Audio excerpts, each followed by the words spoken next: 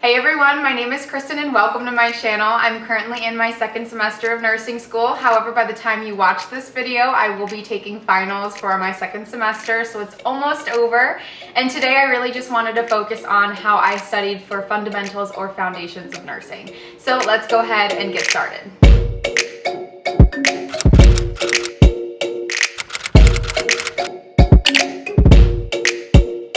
I really just want to give a brief summary on how this class was set up for me. Now, I had this class once a week on Mondays. It was a 3-hour class, and then I had a lab component on Tuesdays. That was a 4-hour class. So they definitely did pack this class full of information throughout the week just because I only had this class once a week. In my theory class, this is really where we learned all the different concepts and all the material they wanted us to know for exams. And then the lab just reinforced that material, and then this is also where we learned all of our nursing skills. So just some broad topics that I can think of off the top of my head that you will be learning are things like the nursing process, how to take vital signs, and then you're gonna go through each system itself, like each organ system, and learn different assessment like questions, different assessment pieces you might do. So when it came to sitting down for lecture, my professor started with definitions. We started at the basic level, and then we would work our way into the assessment part of the nursing process. So we'd talk all things that you could ask, all things that you want to look for, and different ways you could palpate the patient to feel for something, or if you're using your stethoscope, how you would auscultate in that area you're looking at. And then we would actually go into what is normal versus not normal. So we almost kind of reinforced our pathophysiology, but we really just focused on mainly that assessment portion, and then we kind of briefly touched on the planning, the implementation, and then the evaluation of the nursing process. But most of what my class was built on was the assessment piece. And like I said, this includes questions and what you're really looking for to be able to differentiate normal and abnormal. Now, towards the beginning of the semester, it was very basic. We started with like critical thinking skills, then we worked our way into what the nursing process was, and then we got into vital signs. Now, towards the middle of the semester is when we actually started getting into all the different organ systems and really what you need to be looking for. So it did take us a minute to actually get into the nitty-gritty of the foundations material, but it really does make sense when you do start out this way and talk about critical thinking and what really a nurse needs to be able to have those critical thinking skills. So I can definitely tell you, towards the beginning of the semester, it did take me some time to really figure out how to study for this class, because yes, everybody can give you tips on YouTube, but sometimes you really do have to tailor it to your learning style, because I took tips from YouTubers and they were just not helping me at all. So I am just going to quickly talk about the different books that I used as resources for the class, and then I will go into how I mainly sat down and studied for foundations. So the first two books that I'm going to be discussing, I don't have anymore, but these were the required text for my class. I do rent all my books on Amazon to save money, so I did have to return them. But the first book that I have, I'm just gonna pop right here, is the Fundamentals of Nursing book. This one was specifically required for my school. Now, this is the book that I used for the readings for my theory class. Now, the next book that I'm gonna go ahead and just pop right here is the health assessment book that I used for my lab.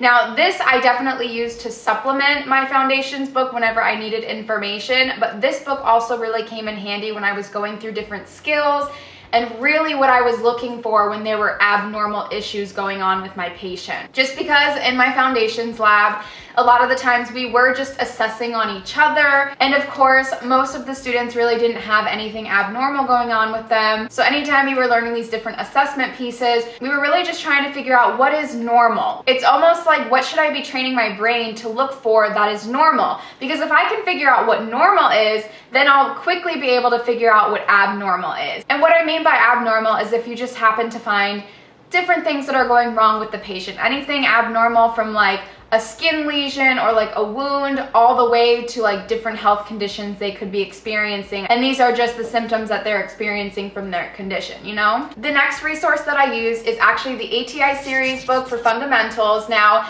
ATI was included in my actual tuition, so thankfully I did get this provided from my school, and I know some schools don't really use ATI, but if I can tell you to get your hands on any of these ATI books, they were so helpful. They're literally a Cliff's Notes version of what you were learning, so if you need better direction on where to study or what you really need to focus on for the NCLEX, these books are so helpful for that. There is so much information in fundamentals and foundations that you are not able to learn all of it before your exams. Let me tell you, there is so much information that I really just feel like sometimes if you can just find that resource that has that Cliff's Notes version for you or has a breakdown of the really important information that you need to know, these tend to be the best resources that I like to go to just because I can never really pick out the important information in a book. So if you're like me, something like this would be a good resource for you.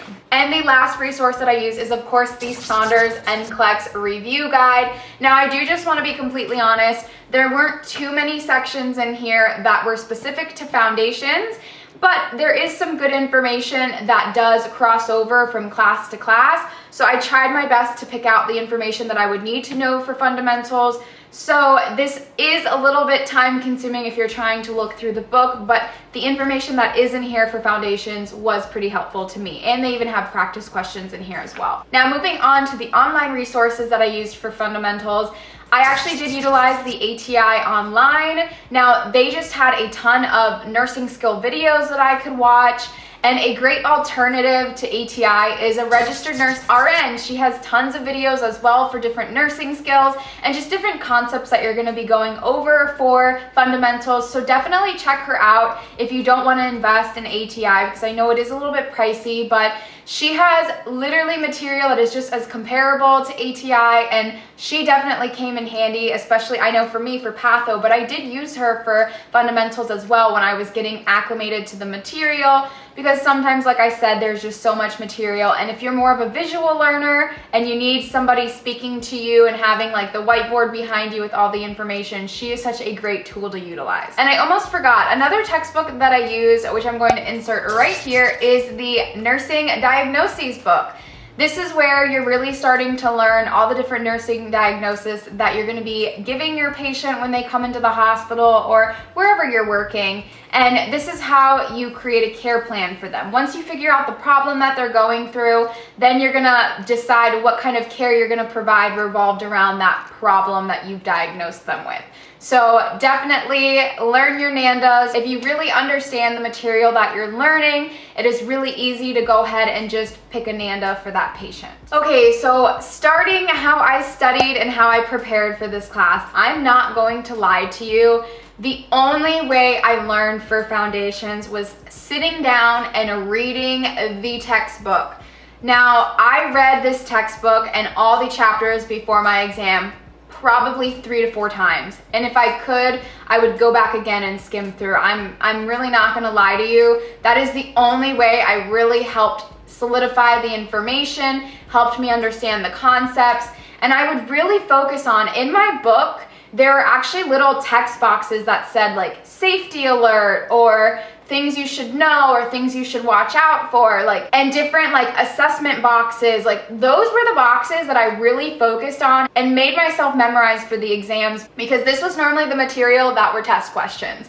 So literally, when it comes to fundamentals, there's no better way than just sitting down and reading the textbook and honestly taking your own notes. Now, I'm definitely not gonna lie to you, it did take me a little bit to really figure out how to note take in this class, because I started taking my own notes and I realized that was just way too time consuming because there is that much information. So essentially what happened later on is me and my friends were actually sharing each other's notes back and forth, sharing old notes from different nursing students, just because a lot of the time there was just so much information, it was so hard to put your own study guide together, which is why I mainly focused on the textbook. And what I would do is I would section out each chapter that I was focusing on before a test, and I would just go ahead and annotate in the book, and I would supplement with different notes that I was given or different notes that me and my friends were working on together, just so we could try our best to have all that information in one document. So when it really came down to note taking, honestly for me, it changed throughout the semester. I tried my own handwritten notes at first, especially when it was about like the nursing process, critical thinking skills, vital signs.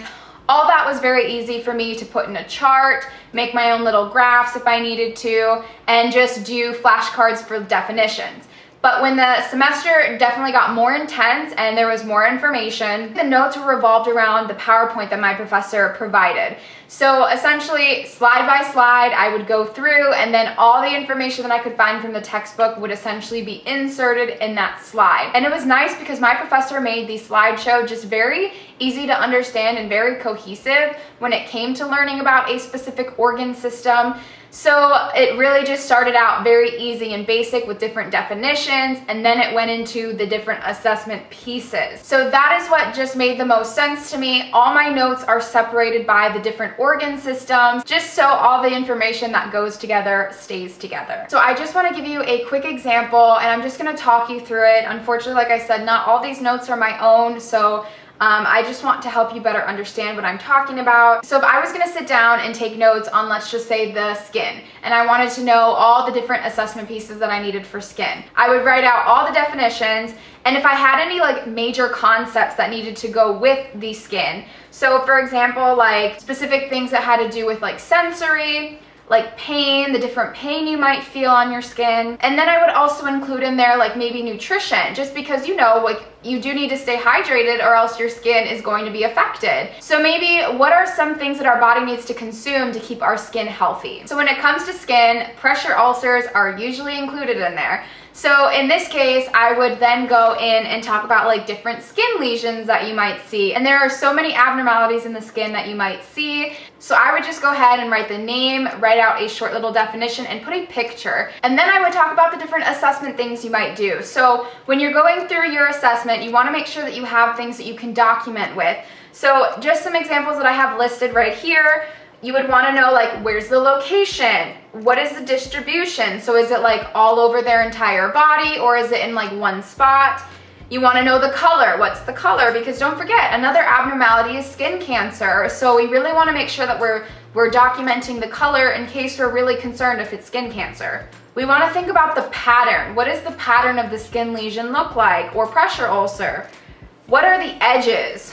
Because a lot of the times when it comes to skin cancer, you're gonna have abnormal edges. And we wanna know the size. And on top of that, we really wanna be looking for, are there any systemic things that are going wrong with this patient? Like, do they have a fever? Is their heart rate up? Is their blood pressure up? Like, we really wanna make sure that we're documenting these findings that we're looking for, just so we have a better understanding of what is going on with our patient. Another concept that I just thought of too is we really want to focus on what types of wounds will you see. You might see an acute wound, and then you may see a chronic wound. So what are some factors that go in with the acute and the chronic wound?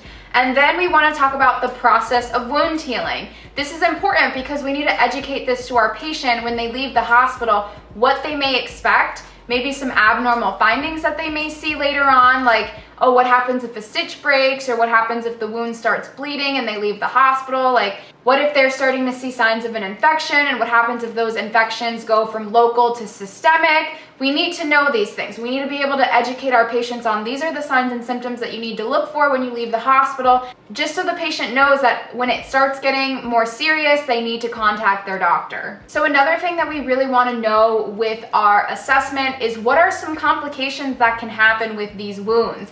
Now, if we're talking about a patient who just got out of surgery, they could have a process such as dehiscence. This is where the tissue actually separates from itself and the wound starts opening. So it's almost like a complete separation. So we need to think about like, what are the complications that you need to be looking for when a patient comes out of surgery? And specifically, what do these complications look like when you're assessing their wound? And one big concept that you really need to take the time and sit down and focus on is pressure ulcers. Now, pressure ulcers are something that if they do occur in the hospital doesn't get reimbursed.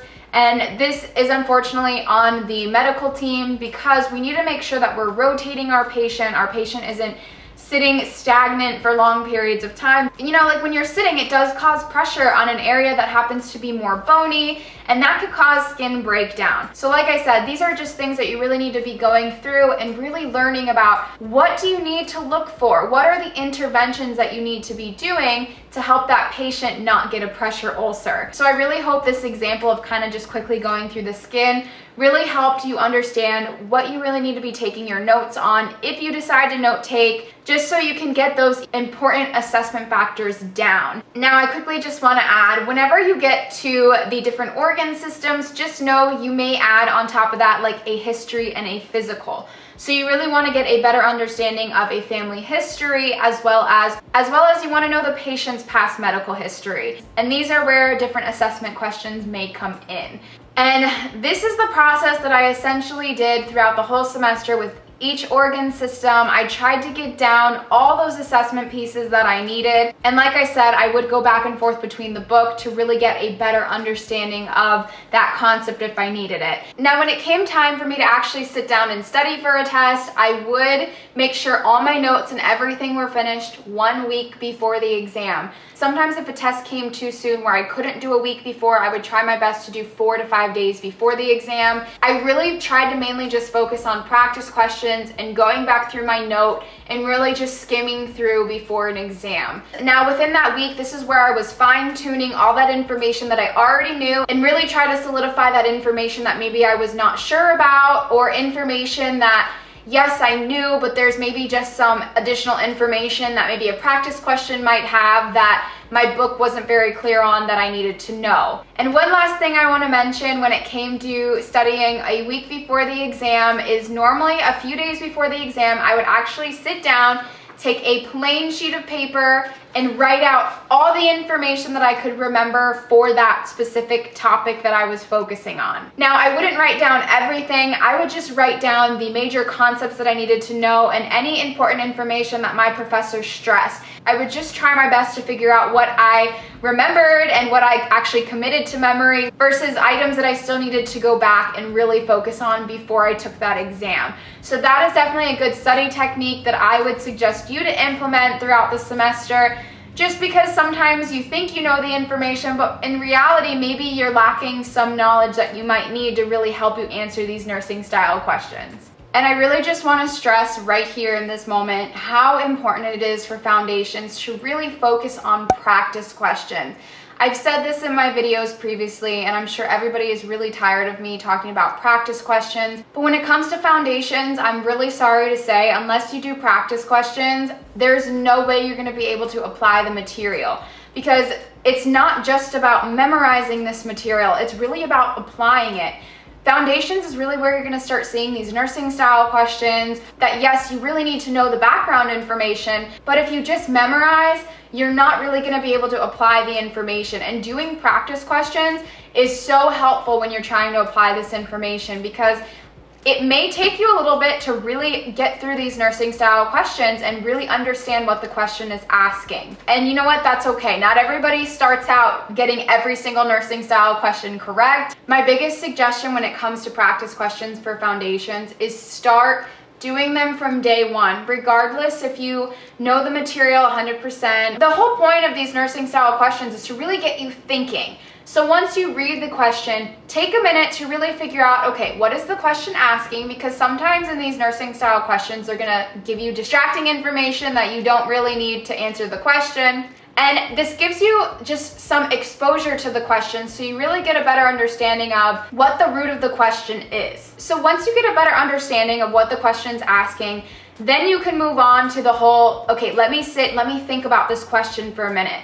And you can try your best to think about the information you already know to help you answer this question, but all you can do is try to make a very good educated guess. And the reason why I'm talking about this and kind of just guessing your way through, like I said, at first you're not really going to know how to answer these questions, but it really gets you thinking and really helps try to strengthen those critical thinking skills that you need. And unfortunately, as you go through nursing school, you're really going to realize that a lot of these questions are just critically thinking through the information and really just understanding how to train yourself to answer these questions, okay? Now, the practice questions I really focused on were the ones from my foundations textbook. So I would actually do the questions in the book, and then I would also utilize the Evolve questions online. So Evolve is just an online resource that really comes with a lot of the nursing books out there. Another place you can get practice questions are Registered Nurse RN. She has amazing practice questions. Now, a lot of the times her information may be more in depth than what you need to know for foundation, so just keep that in mind. Some other resources on where I would get my practice questions are my ATI and my Saunders book, and then Quizlet. I'm not going to lie, I would do whatever I could to find these practice questions on Quizlet, and sometimes I would see very similar information on my exams. Let me tell you, there are only so many ways that you will see a question worded. So a lot of the times you may see very similar information on your exam, and that's why I say practice questions are so helpful. Because once you've seen a question one time, if you see it in a different way, most of the time you're normally able to come to the right answers. So really utilize those practice questions. And the last resource that I can think of that I utilized for practice questions, and this really helped me get to the root of a question and what it was asking. And I'm going to put a picture right here, just because once again I rented it on Amazon and I don't have it. And that's the Davis's Fundamentals Success Test series.